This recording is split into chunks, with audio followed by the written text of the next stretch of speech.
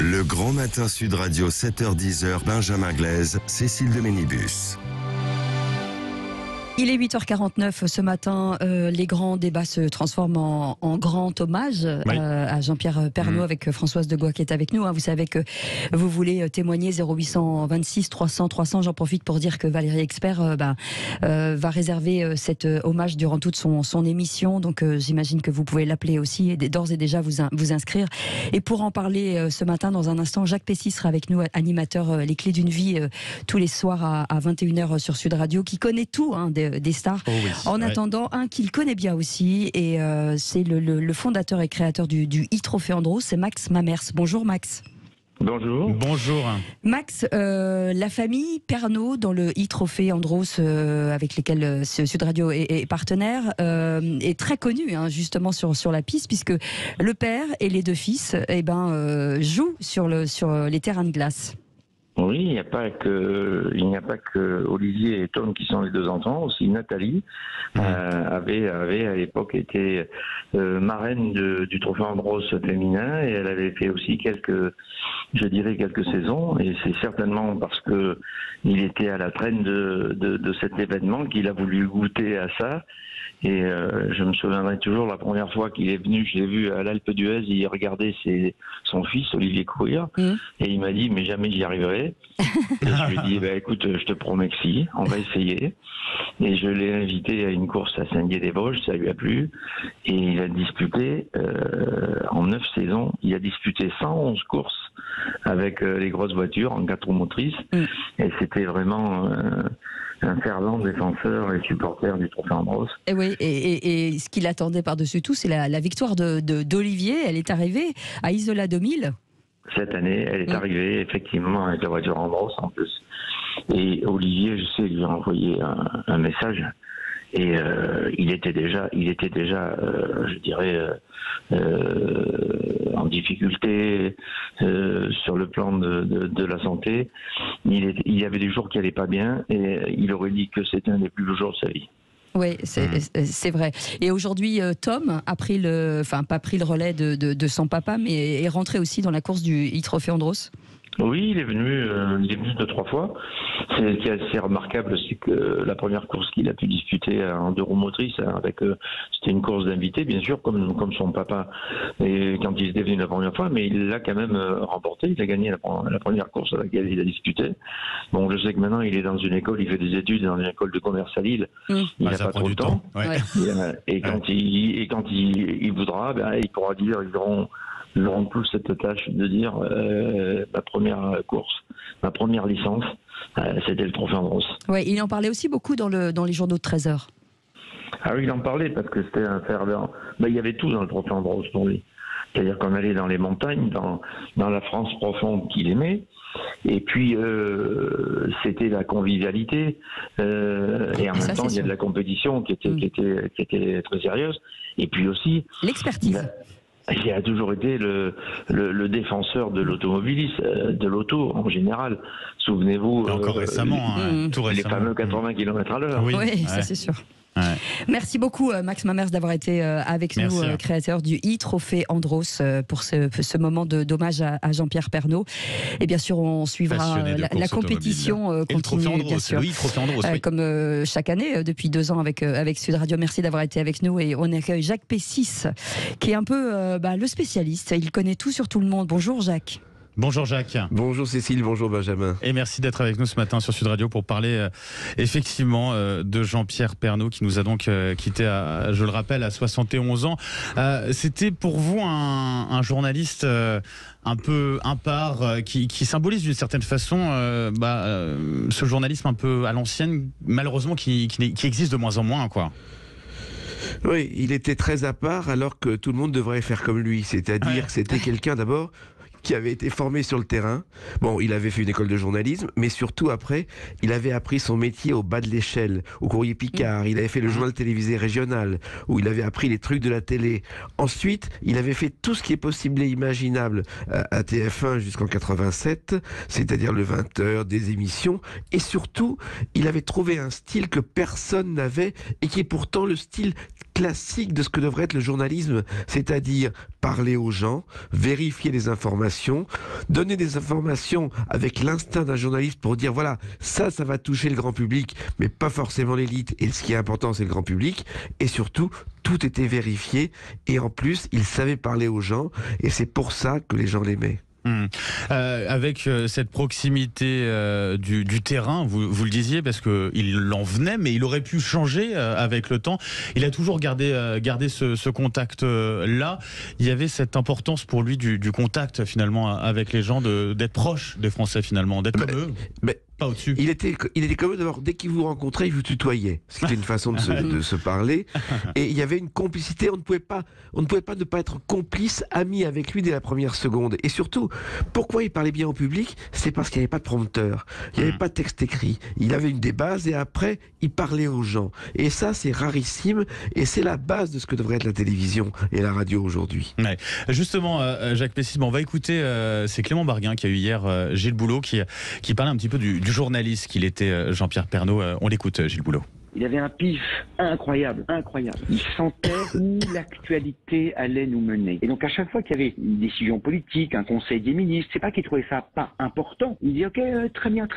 Il faut traduire ça dans le réel. Traduisons ça dans le réel. C'était sa phrase. Allons dans une commune, au nord, au sud, à l'est, à l'ouest. Qu'est-ce que les gens ont compris de ça? Comment ça va changer leur vie? Est-ce que c'est le énième plan de ceci, de cela? Auquel cas ça n'a aucune importance. C'est que de la gesticulation politique. Donc c'était un très grand journaliste et un bonhomme génial. Un ami formidable. Qu'est-ce qu'il va nous manquer? Moi, il va beaucoup me manquer. Qu'est-ce qui va manquer à notre maison? Il a été l'identité de TF1.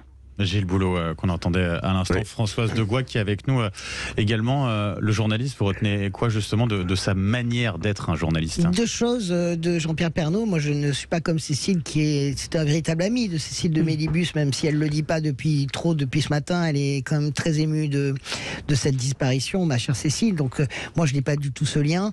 Pour l'avoir croisé sur le rooftop, c'est-à-dire le toit de TF1 en fumant des cigarettes, malheureusement ce qui l'a tué, je dirais que ce qui me donnait comme sentiment immédiat, c'était d'être exactement dans la vie comme il était dans son journal. Et je pense que l'explication de cet amour des Français pour cet homme est liée à cette sincérité. Il n'y avait aucun décalage entre le Pernaut que vous voyez à l'antenne et le Pernaut qui buvait des cafés avec vous ou fumait des cigarettes sur le toit de TF1.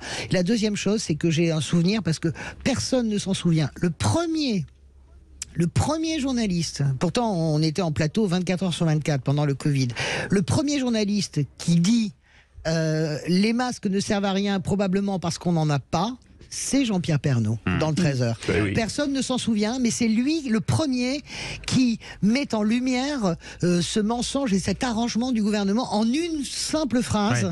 Les masques, pourquoi ne servent à rien? Ça peut-être parce qu'on n'en a pas. Vous vous souvenez de cette phrase? Eh bien, cette phrase-là, elle a complètement, changé aussi l'opinion des Français sur la pandémie et sur la façon de gérer cette pandémie. Donc, c'est très puissant quand même. La gentillesse sincère, je pense, d'un côté vraiment. Et puis, ce pif dont parlait Gilles Boulot. Voilà ce que je retiens de Jean-Pierre Pernaut. Le pif et puis le tutoiement. Jacques Pessis en parlait aussi.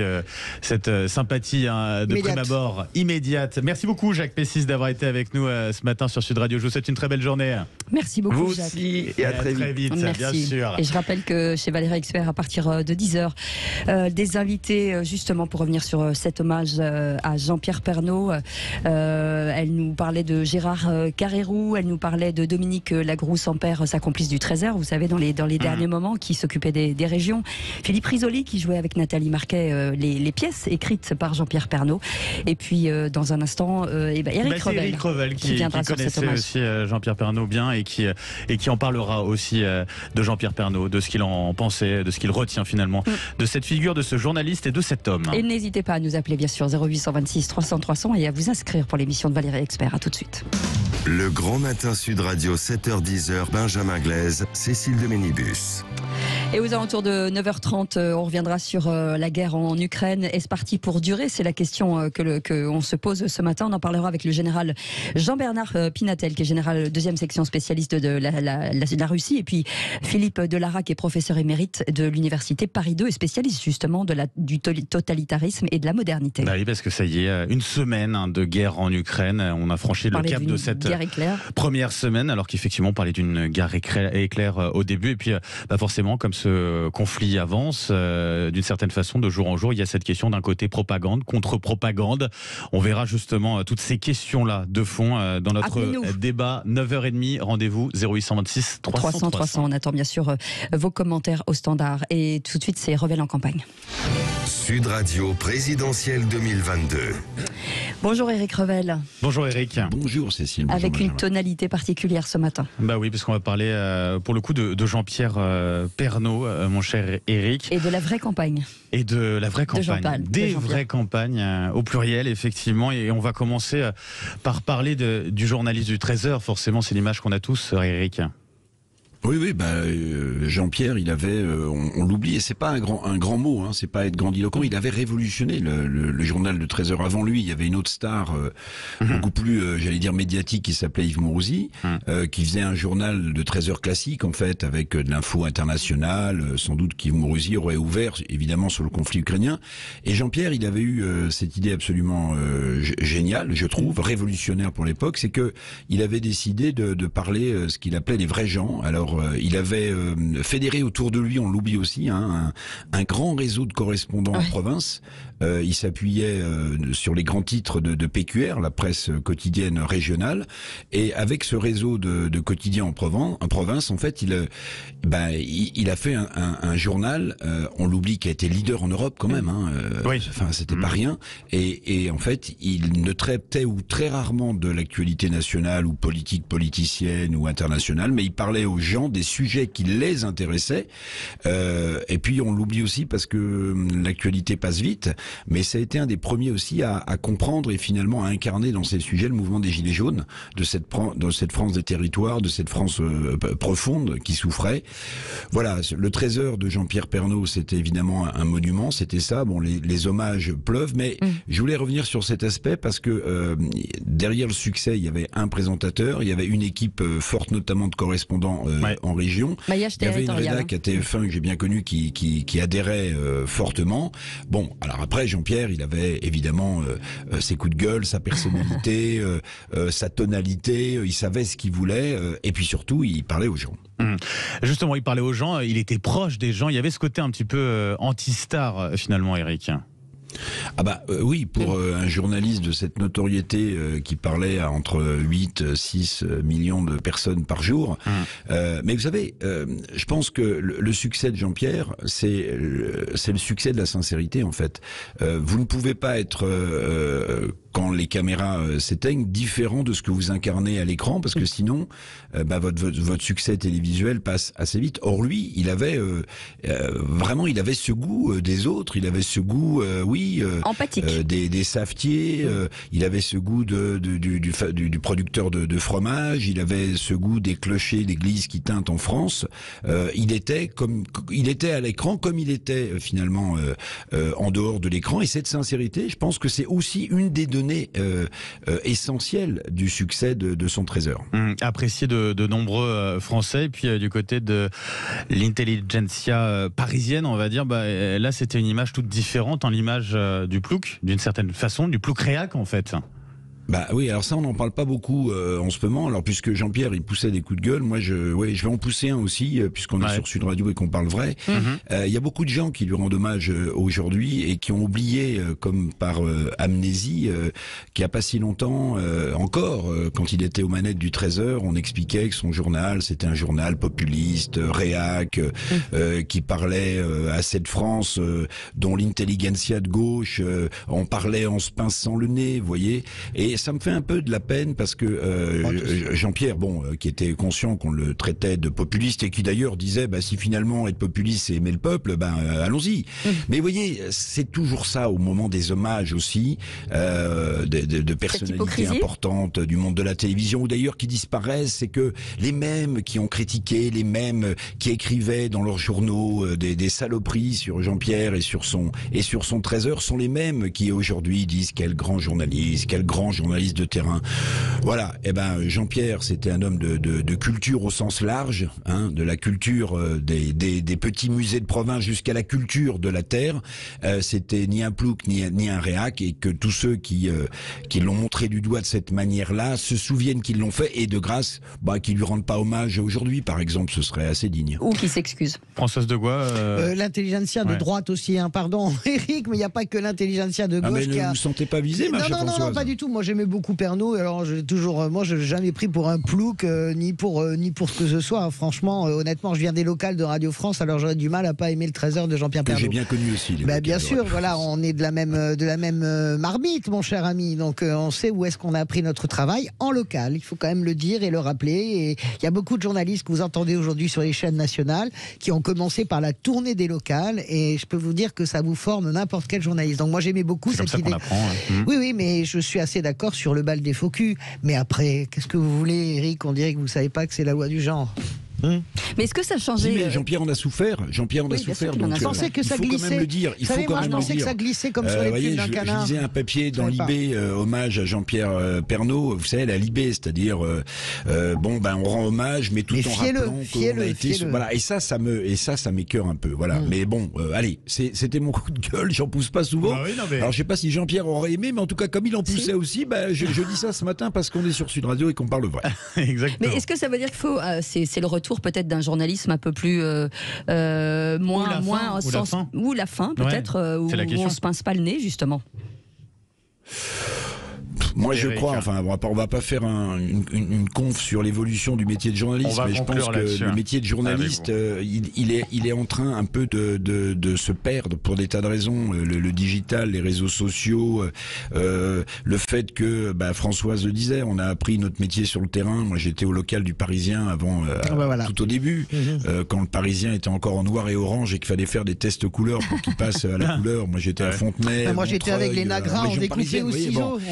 C'est que j'ai l'impression que le métier se perd un peu, que le métier se paupérise, qu'il n'y a plus les mêmes moyens dans la rédaction pour vous envoyer 15 jours comme je faisais après à Cuba ou à Krasnoïarsk, en Sibérie. Tout ça, c'est fini par manque de moyens, parce que les réseaux sociaux tuent aussi le métier, parce que tout le monde devient journaliste, croit devenir journaliste.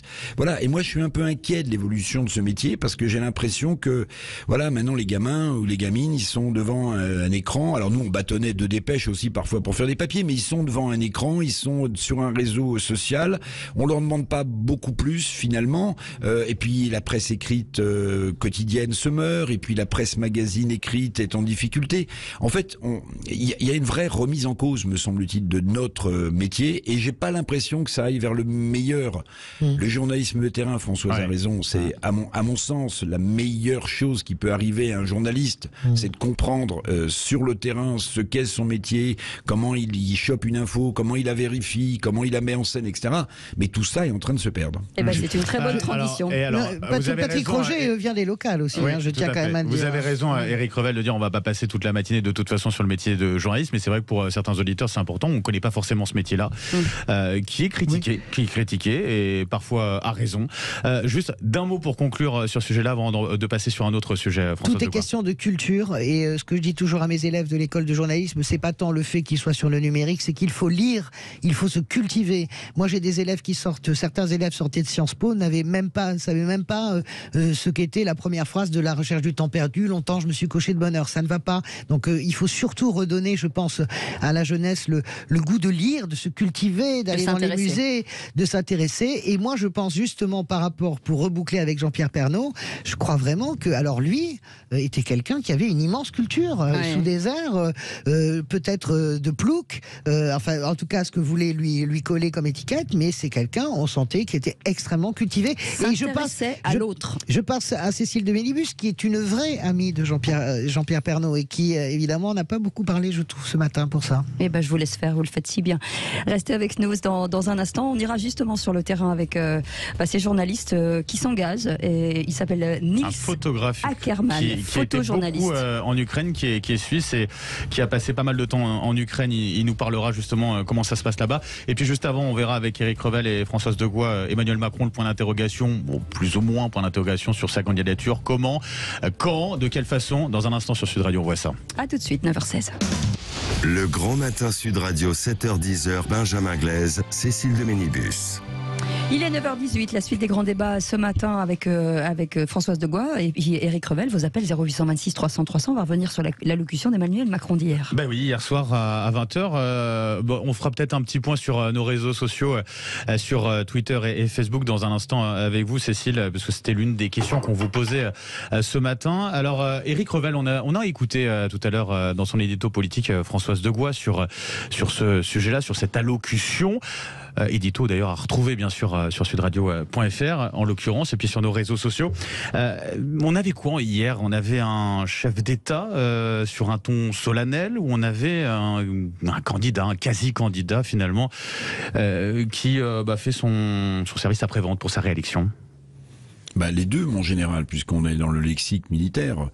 J'ai écouté avec beaucoup d'attention l'éditorial ce matin sur Sud Radio de Françoise. Elle conjugue, et elle a raison, à tous les temps, le verbe enjamber. C'est quelque chose qu'on retrouve souvent dans ses papiers, mais là, pour le coup, elle a tout à fait raison. Évidemment, je ne vais pas minimiser le rôle d'un chef d'État lorsque on est dans la situation militaire dans laquelle on se trouve. Évidemment, il est aussi le chef des armées, mais sa difficulté sur cette première partie de son discours, c'est d'être à la fois un chef de guerre et un chef de paix. Il tacle Poutine, mais il respecte le peuple russe, donc c'est déjà un exercice d'équilibriste. Et puis la deuxième partie, quand vous écoutez bien, c'est évidemment d'annoncer qu'il est candidat, qu'il enjambe, comme dit Françoise Degois, cette élection présidentielle qui se projette.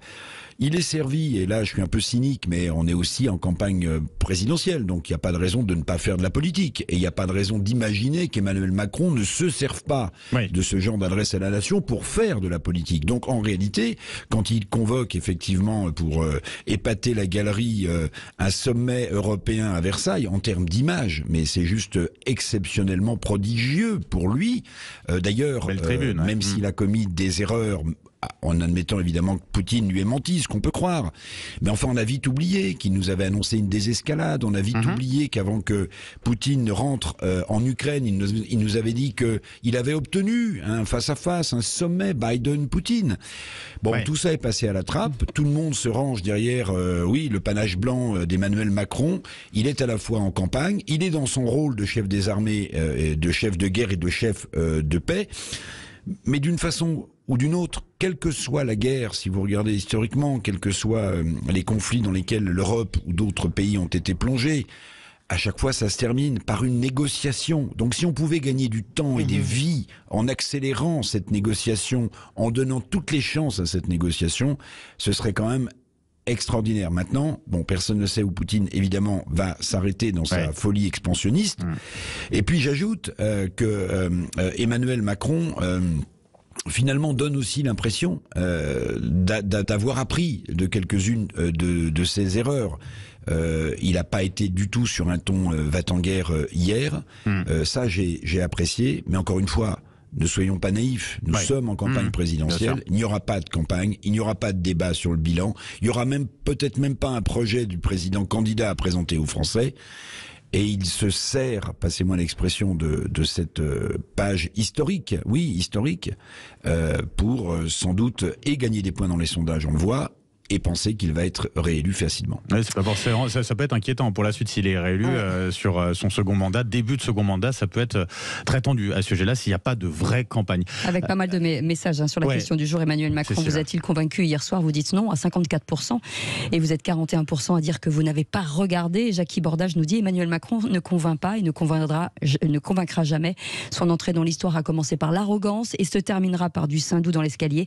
Et il va dans le sens aussi d'Éric Revel qui dit « La guerre en Ukraine l'a fait mûrir un peu, mais toujours en refusant l'avis des Français ». Et puis Villeneuve nous dit « Ce qui compte, ce sont les faits ». Bruno Le Maire dit « La vérité, Poutine siffle et Macron rentre à la niche ». Voilà l'action de la France macroniste. Françoise de Gois. Moi, je suis... je l'ai déjà dit, mais je le redis. Je pense que hier, ce qu'il a fait, c'est terriblement politicien. Il a balayé comme s'il s'agissait d'une anecdote. En réalité, la campagne présidentielle, le débat aura lieu. Éric Revel a raison, il n'y aura pas de débat. A priori comme ça. Maintenant, c'est aux oppositions et c'est à tous les candidats d'exiger ce débat. C'est à tous les journalistes de l'exiger. Moi, je peux pas entendre le robinet de louanges de « Au toit, grand Emmanuel » au Congrès de Versailles, comme tout ce que j'ai entendu hier soir. Honnêtement, j'étais partagé entre le rire et vraiment la désespérance. Il y a plus de recul sur l'action d'Emmanuel Macron. Il ne doit pas échapper au bilan et à la présidentielle. Et vous avez raison de le dire, Benjamin, même pas pour le résultat de l'élection, mais pour la suite. Les problèmes ne sont pas réglés. Le château de Versailles, c'est complètement... voilà, c'est ça le truc de trop, vous comprenez. On va être en guerre et on va avoir... On pouvait très bien faire cela à Bruxelles. Non, il le fait évidemment à Versailles parce que c'est son décorum à lui. Une sorte de super meeting qui va coûter un pognon de dingue. Un super meeting par le haut avec tout ce que l'Europe compte de dirigeants. Moi, je trouve que ça procède encore plus profondément au nom de la communication d'une cassure encore plus profonde qu'il va falloir réparer, qu'on le veuille ou pas. Emmanuel Macron réélu, je n'en sais rien. Pour le moment, les sondages le donnent très largement en tête. Nous verrons. La seule question, c'est aller voter le 10 avril. Dans un instant, on a Nils Ackermann, photojournaliste suisse qui a été à de nombreuses reprises en Ukraine, qui a vécu. Il nous attend. On va l'accueillir dans un instant. Mais d'abord, justement, question très simple, réponse très rapide. Et Éric Revel, c'est quoi la meilleure option qui s'offre à lui, à Emmanuel Macron, avant de parler de réélection, pour sa candidature, l'officialisation de sa candidature? Il y aurait une certaine, je sais pas, indignité vu le contexte international à ce qu'ils servent d'une nouvelle prise de parole. Et là, il a pas la fenêtre de tir pour reprendre la parole et pour annoncer sa candidature. Donc peut-être qu'à situation exceptionnelle, annonce de candidature exceptionnelle, on peut envisager, pourquoi pas, qu'il envoie simplement un courrier au Conseil constitutionnel pour dire qu'il est candidat. Il en a tout à fait le droit. Voilà, ce serait un peu dans la veine du chef martial, du chef des armées. Maintenant, juste un mot, Françoise. Je comprends ce que vous dites sur le décorum royaliste du château de Versailles, mais je trouve aussi que il fait de la politique politicienne, mais je trouve aussi que ce décorum donne aussi le sentiment pour beaucoup de Français qu'on est encore dans la puissance, dans l'histoire d'un pays. Alors je vois bien ce que vous dites sur il va amuser la galerie, je comprends bien tout ça, mais ça donne aussi peut-être une dimension dans ces moments compliqués autre à la France et à se passer. Alors maintenant qu'un président de la République de la 5e s'inscrive dans la tradition monarchique et royaliste, bon, ça n'étonnera personne, mais voilà, je me posais la question. Le décorum, il donne aussi une impression, peut-être qu'on a pu, une impression de puissance et d'histoire installée. Mais tout est faux. Mais vous comprenez ce que je veux dire, c'est que on peut pas continuer à boursoufler. Ce qui nous tue, et c'est pas simplement Emmanuel Macron, je termine rapidement, pardon Benjamin, me faites pas les gros yeux, ce qui nous tue, ni Cécile, ce qui nous tue, c'est la communication. Ce n'est pas Emmanuel Macron le premier. Vous comprenez bien que quand on communique et qu'on gouverne par communication, et Versailles est un summum de communication, mais il n'y a pas que lui, Barack Obama, etc., nous perdons le sens et la substantifique mal. Pourquoi nous sommes dans cette fracture aussi? Parce que les gens sont pas idiots. Tout le monde a compris que Emmanuel Macron sauf un meeting à Versailles. Donc qu'est-ce que ça va provoquer quoi? Les gens qui vont dire je vais pas aller voter, ça ne changera rien parce que ça ne change rien à la réalité de la puissance. On a oublié qu'il avait accueilli également Vladimir Poutine à Versailles. Oui, il le fait qu'il avait accueilli Vladimir Poutine à Versailles. C'est ça. Pour le résultat qu'on sait. Le rappeler, Éric Revel. Un grand merci à vous. Françoise de Gois, merci Éric Revel. Vous avez les grands yeux, Françoise de Gois, vous inquiétez pas, je vous en veux pas. Merci, trop sympa. Allez, tout de suite, on passe à notre nouvel invité. À notre invité, Nils Ackermann est avec nous, photojournaliste suisse et cofondateur de l'agence Lundi 13. Il travaille en Ukraine depuis 2019. Bonjour, merci d'être avec nous. Bonjour Nils Ackermann. Bonjour. Depuis Merci. 2009, pas depuis 2019. Oui, ça a été depuis 2009. Oui. Et puis vous avez passé quelques années, effectivement, en tout cas par le passé, en Ukraine. Expliquez-nous un petit peu dans quel état d'esprit vous êtes depuis le début de cette guerre en Ukraine. Beaucoup d'émotions, j'imagine, vous qui connaissez bien ce pays et ses habitants. Oui, c'est vrai que je me rends compte qu'il y a deux personnes en moi en ce moment. Il y a le journaliste d'un côté qui est obligé de parler de ce qui se passe dans le pays, et puis il y a l'être humain qui a vécu. J'ai consacré un tiers de ma vie à ce pays. Ouais. J'ai découvert un petit peu par accident, et j'y ai beaucoup d'amis. J'y ai une partie désormais de ma famille aussi. Et c'est vrai que du coup, je suis ce qui se passe avec ces deux angles. D'un côté, j'ai envie de relayer des informations les plus précises possibles, et de l'autre côté, c'est vrai qu'il y a aussi une partie qui est humainement touché par ce qui est en train de se passer sur place. Bien sûr. Ce dont on parle beaucoup depuis en tout cas plusieurs jours déjà, depuis les premières heures même de la guerre, c'est d'une certaine façon on va dire l'esprit de résistance de ce peuple ukrainien. Comment vous avez vu en fait cet esprit-là? C'est un esprit de résistance ou on va dire un national qui était déjà présent depuis quelque temps ou qui s'est révélé, renforcé à travers cette agression? C'est quelque chose que j'ai découvert en 2014 durant la révolution de la dignité. Ouais. J'ai connu les Ukrainiens jusque-là extrêmement calmes, extrêmement respectueux. C'est vrai que pour connaître un peu les manifestations que vous avez régulièrement en France, où on voit des voitures qui brûlent quasi systématiquement, j'ai toujours été impressionné par le côté extrêmement respectueux de la population ukrainienne qui, quand elle manifestait, par exemple, s'en tenait vraiment à son but précis et évitait tout dommages collatéraux. Et j'étais impressionné pendant la révolution de Maïdan de voir à quel point ce calme, tout d'un coup, avait pu être canalisé en une énergie collective très forte et en une absence de peur, ou en tout cas des convictions qui supplantent la peur. Pour vous donner un petit exemple, il y avait eu, parce que la révolution de Maïdan, qui ensuite est devenue la révolution de la dignité, ça a commencé par une petite manifestation sur la place par des manifestants, des journalistes et des activistes. Et puis, suite à une intervention policière extrêmement violente, ça a monté en puissance, avec aussi du côté des autorités beaucoup de mesures très fermes. En janvier 2014, il y avait eu des lois dictatoriales qui avaient été passées et qui autorisaient énormément de choses de la part de la police, notamment du tir à balles réelles. Et à ce moment-là, je me disais, OK, ils vont s'arrêter. Moi, avec mon regard de Suisse, très conservateur, très protecteur, je me disais, c'est la fin. Et en fait, non, le mouvement a regagné en intensité, a redoublé d'intensité. Et certains amis me disaient à l'époque qu'il y avait un jour où il y avait un ultimatum sur la place Maïdan. Si tel jour vous êtes sur la place, la police a le droit de vous tirer dessus. Et les gens se ruaient dans le métro pour être sûrs d'être à l'heure sur la place Maïdan pour voir si effectivement ça allait arriver. Et cette détermination, elle est liée à un attachement très fort à la terre. C'est une population qui a subi au cours des derniers siècles de nombreuses tentatives d'oppression, sous le tsar, sous l'Union soviétique, et maintenant on le voit aussi avec le voisin russe. Et c'est vrai que cette population, elle a toujours été extrêmement résistante, donc c'est inscrit dans leur gène. Et ces images qu'on voit en ce moment de populations civiles non armées qui se mettent face à des tanks, qui se mettent face à des convois militaires, c'est extrêmement impressionnant. Et plus le temps passe, moins ça me surprend, mais ça me touche pas moins pour autant. Nils Ackerman, il y a ce sentiment national d'une part, il y a la question de l'armée aussi ukrainienne de l'autre. C'est vrai qu'on aurait pensé au début, entre l'armée ukrainienne et l'armée russe, à une sorte de conflit éclair avec l'aviation ukrainienne qui a été très rapidement neutralisée finalement. Qu'est-ce qui explique que ça tienne? Cette armée, elle est quand même... ça veut dire qu'elle s'est modernisée, qu'aujourd'hui elle peut tenir face à l'armée russe. Comment elle fait? Tout en disant, bien sûr, on y reviendra dans un instant, mais que notamment, c'est la ville de Kherson qui est tombée ces dernières heures dans le sud du pays, une des grandes villes en Ukraine. Donc, Mariupol est aussi extrêmement exposée.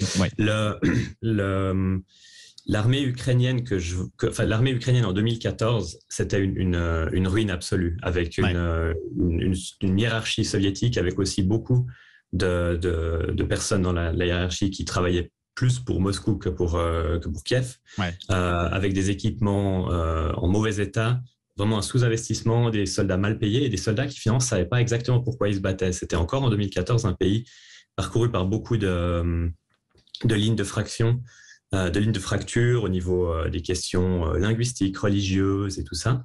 Donc, pour les soldats ukrainiens qui devaient défendre, par exemple, la Crimée en 2014, il n'y a pas une très grande motivation. Et une image qui m'impressionne, en fait, en voyant en ce moment l'uniforme, l'équipement, l'entraînement et la motivation des soldats russes qui sont en train d'envahir l'Ukraine, c'est que j'ai l'impression de revoir, en fait, les soldats ukrainiens de 2014. J'ai l'impression de voir une armée qui n'a pas réussi, heureusement pour l'Ukraine, à se moderniser.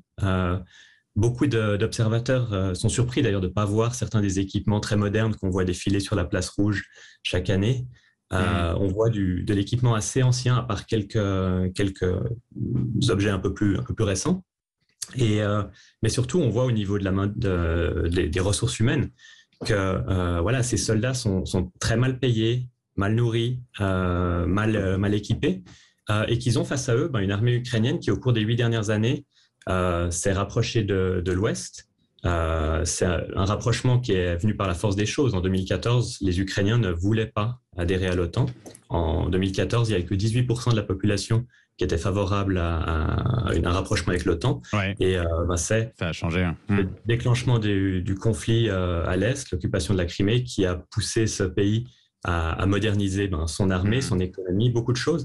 Et je ne peux pas faire de pronostic pour dire est-ce que cette armée ukrainienne est suffisamment forte maintenant pour battre une des plus grosses armées au monde. Bien sûr. Mais en tout cas, c'est vrai que... En tout cas, c'est le constat qu'on peut faire aujourd'hui et les explications, en tout cas, que vous en tirez. Et je vous remercie, Nils Ackermann, d'avoir été avec nous ce matin sur Sud Radio. Merci pour toutes ces précisions. C'est un plaisir, en tout cas, de vous recevoir ce matin sur Sud Radio. Je rappelle, photojournaliste suisse, cofondateur de l'agence Lundi 13. Vous travaillez sur l'Ukraine depuis, vous avez passé, c'est un tiers de votre vie à travailler sur ce pays. Votre projet, l'Ange Blanc, sur la jeunesse vivant à proximité de Tchernobyl, je le rappelle, a reçu de nombreux prix internationaux. Merci à vous et bonne journée. Et on continuera sur ce sujet, sur cette guerre en Ukraine. Est-ce qu'elle est partie pour durer? On en parlera avec des experts dans la prolongation de ce qu'on disait, instants. justement. Absolument.